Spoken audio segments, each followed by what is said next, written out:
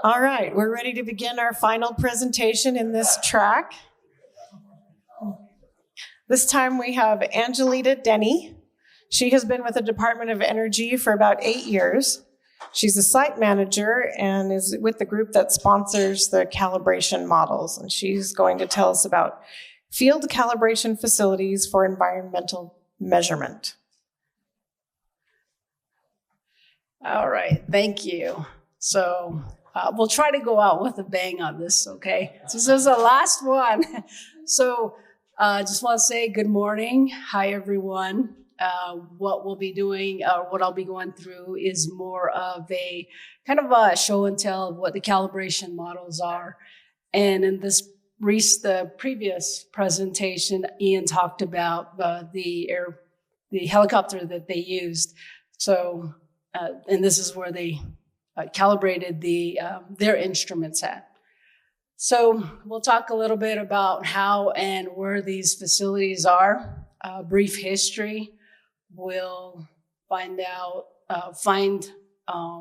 where to find additional technical documents for the models.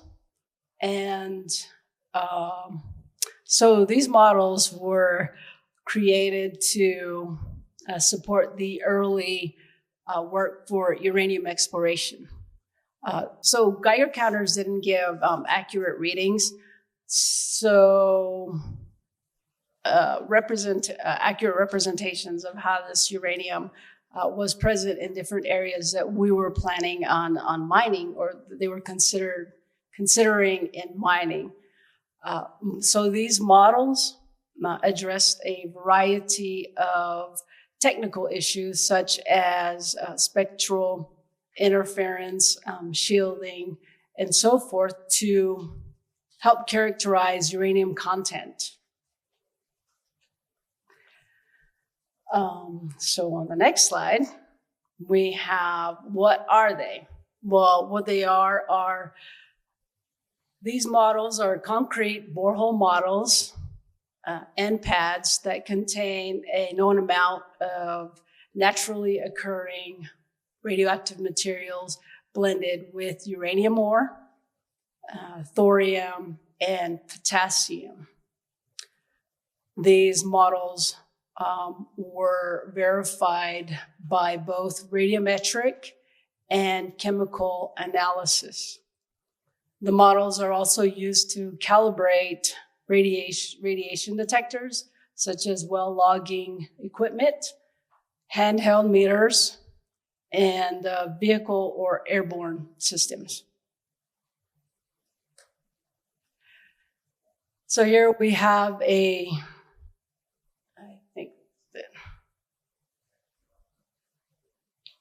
okay, so here on this side, we have a barren zone of concrete that doesn't have any of this uranium, thorium, or potassium material in it. We have an enriched zone, and then the barren zone here. The center line here is where the probe is lowered down to get measurements. And in this photo here, you can kind of see what that looks like. We do have, these at our sites. You'll see a few photos of them here coming up. Okay, so these calibration models, as I've mentioned earlier, were used for uranium exploration, environmental remediation, and homeland security, as Ian talked about earlier in his presentation with the NNSA. These models are recognized internationally as being stable and well characterized. Other countries also do reference our models, and our primary standards are here in Grand Junction. And the secondary or satellite models are in Wyoming, Texas, and in New Mexico. So there are a lot of different users and purposes, both for the domestic and foreign users. We have different universities, other federal agencies that do come to the site and calibrate their instruments. For example, recently we did have the USGS come out to calibrate their instruments for their luminescence dating research that they're working on. Locally, there are 3 Grand Junction companies that also use the pads to calibrate their instruments to support their remediation efforts. Here we have a few photos of some of the history pertaining to, Ian talked a little bit about the history of the AEC. Here we have at a time around the 1940s where the government did purchase the Grand Junction property to support uranium procurement for the Manhattan Project. And around 1942, you can see that there was construction occurring down here at the Grand Junction office. Here you see a photo of President Eisenhower. This was at the old calibration pads at the old Grand Junction Airport. Then we have a logging truck, which is an AEC logging truck. Back in the 60s, the AEC built the first satellite calibration facilities out in New Mexico, Texas, and in Wyoming. So at this time, they were out on the ground searching for uranium. So in the 70s, we go into the air here. So the National Uranium Resource Evaluation Program included flying surveys over the lower 48 states. Here you can see a Grumman S-2 aircraft right there that was used for uranium prospecting at the time. Here we have our calibration pads that are located here at the Grand Junction Regional Airport. And this was like back in 1976 or so. Then here in the middle, we have, so after going out to go out and explore for uranium, back in the 80s, we started to look into remediation, looking into remediation. So in the 80s, here you have a logging truck here that is taking borehole measurements of a tailings pile at the Grand Junction disposal site in the early 1980s. Then in 2003, the Office of Legacy Management retained the uranium leasing program and the calibration models that we have now. This is what this photo shows is that, even though we're going through this whole program, we also get to have a little bit of fun out at the airport there. And, seeing these planes, kind of like the NNSA plane coming in or the EPA planes that do come in, this is the fun part of this job that I have. So this is I think an Air Force Stratotanker that's landing back here. So and that's fun stuff. So along with part of the history, most recent is in 2017, we had to do some maintenance out at the calibration pads. The maintenance was required because the pad surfaces out here had spalled and started to chip. And the surrounding asphalt also, was over 40 years old. So we also had some areas where settling was occurring, and also some depressions were also forming out there. So this is just a process of what we went through in replacing the asphalt around these pads. Here in this photo, we are verifying, we're doing some verification surveys to document changes in the radiometric properties. There are 5 DOE calibration model facilities in this area. We have 2 here in Grand Junction. Then we have 3 other satellites in Wyoming, New Mexico, and in Texas. So the Grand Junction is a central location here along the Colorado Plateau.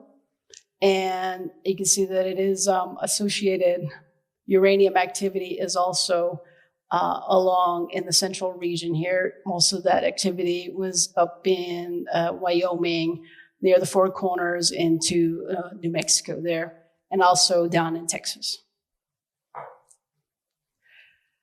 So the goal of some of these applications is the goal of these models were to accurately quantify the amount of uranium in the different formations out there. So we have gross gamma, fission, neutron, and spectral gamma. So the gross gamma is what is the total amount of radiation that is emitted by the source. And that's relatively unreliable due to different environmental sources. So with that, other types of techniques were applied, such as the fission neutron. That technique is you have a licensed neutron source to use.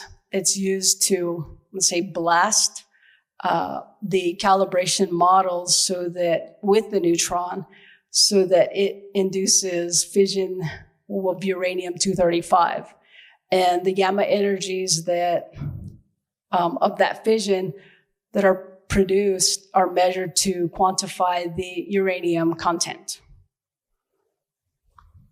And going into the spectral gamma, KUT, I think somebody had asked about that,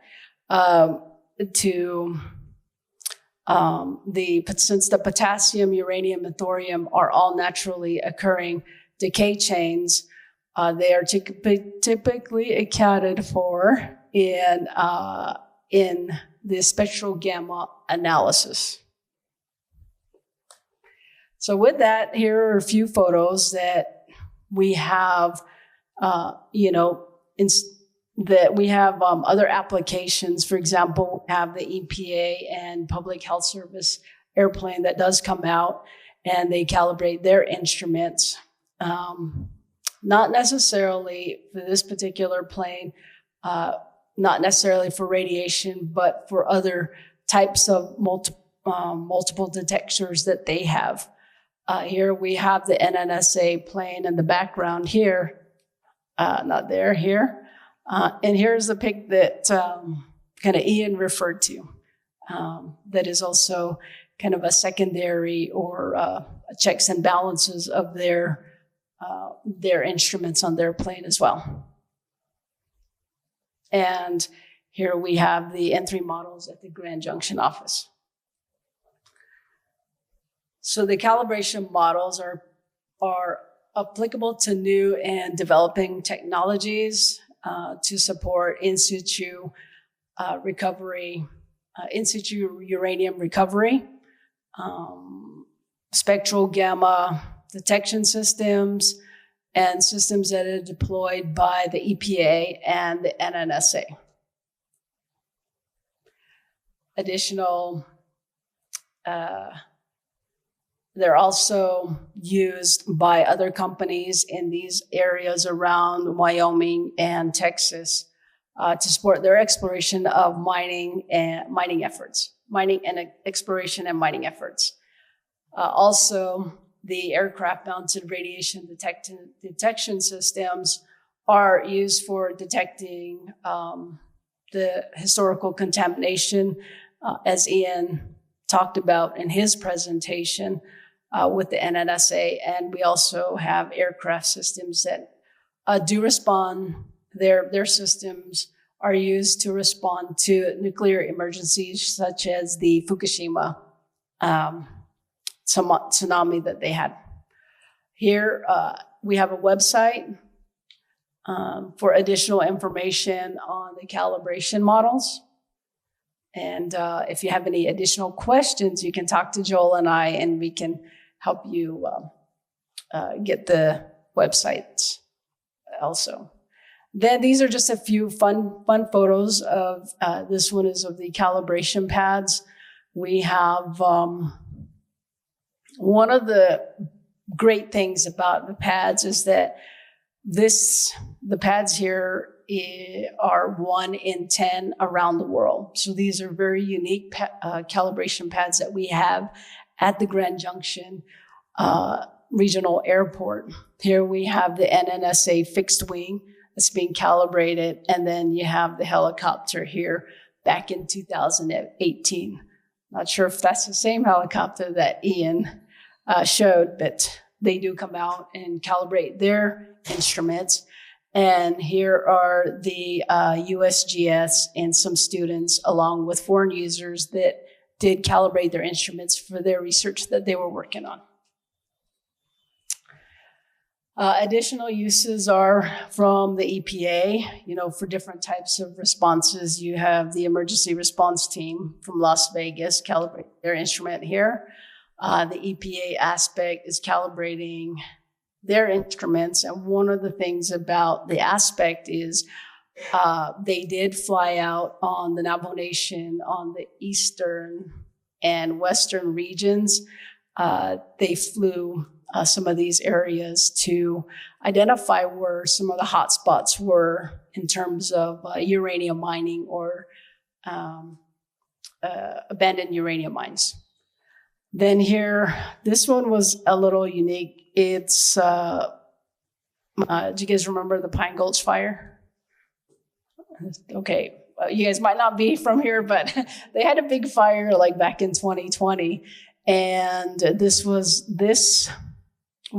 a unique opportunity for us to work with the fire department in terms of giving them an area to land their helicopters so that they were able to be closer to the fires. And this turnaround time, working as a team, was less than 24 hours, so that we were able to help them out.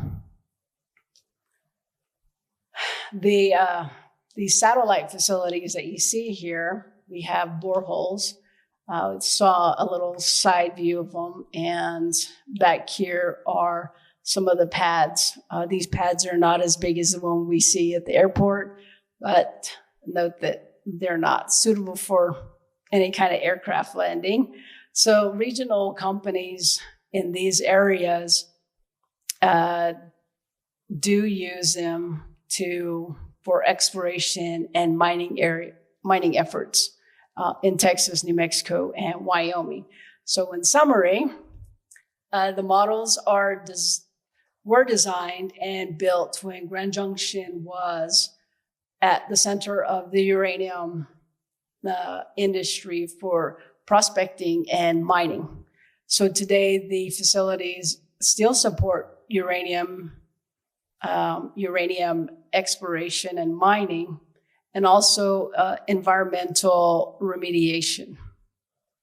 So there are also applications for national security, like monitoring large events for unexpected radiation presence, such as out at the Super Bowl, if you guys are going to Super Bowl, or the World Series, or other large events where there might be some huge conventions. I think the race is on. So, and then also, what I mentioned was the emergency response, such as the Fukushima tsunami back in 2011. If you have any questions, you can contact Joel or myself. Joel, do you mind standing up. Joel is my counterpart for the calibration of facilities. And if you have any questions, feel free to ask us. Thanks.